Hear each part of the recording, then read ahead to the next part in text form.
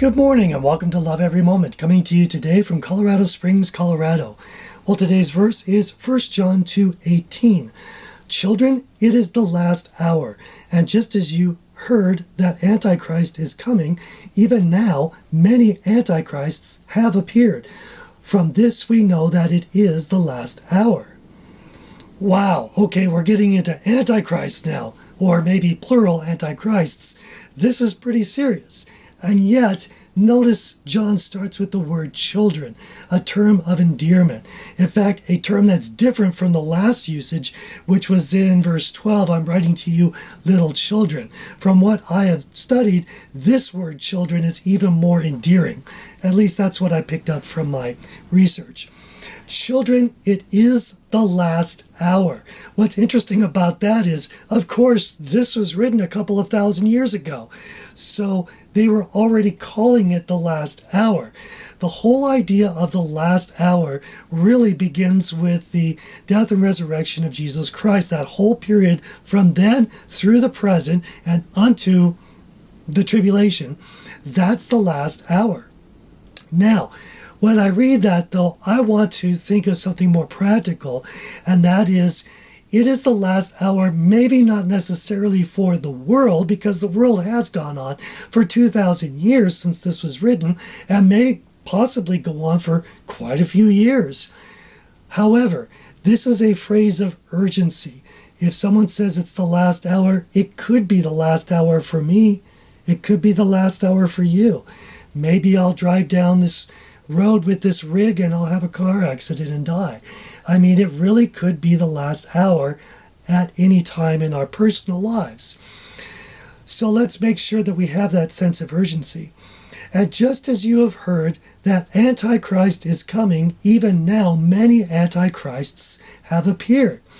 So, of course, there's the Antichrist, which is one of the personages mentioned in the book of Revelation. We're not going to get into that today. It's saying that even now, again, John wrote this a couple of thousand years ago, even now, many Antichrists have appeared. So when I was researching this, I got the impression that Antichrist can mean actually two different things. Someone who is against Christ, but it can also mean someone who is trying to be a substitute Christ, and ersatz Christ. So it could go towards both. And I was thinking about that. It brought me back to the Sermon on the Mount in Matthew 7:15, and I have the link up here.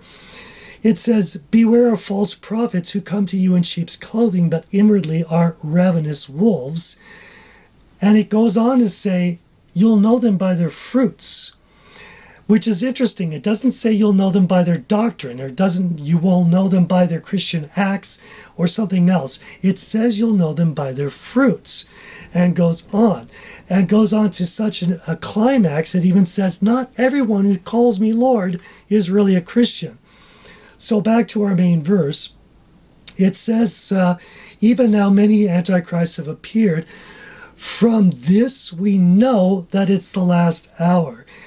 There's many antichrists out there currently, and that's how we know this is the last hour. So it says also that we'll know false prophets by their fruits. I'm going to suggest that we'll know these antichrists by their lusts. The lust of the flesh, the lust of the eyes, and the boastful pride of life that we got 2 weeks ago.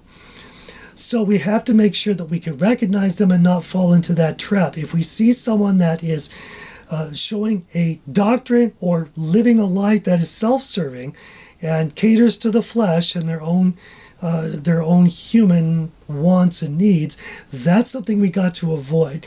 So we really need to make sure we let God be in the driver's seat, to love him so much that he can have everything in our life, including control of everything. So let's choose to love every moment, because then we're going to love every moment. I'm your average wretch, and I hope you have a great week.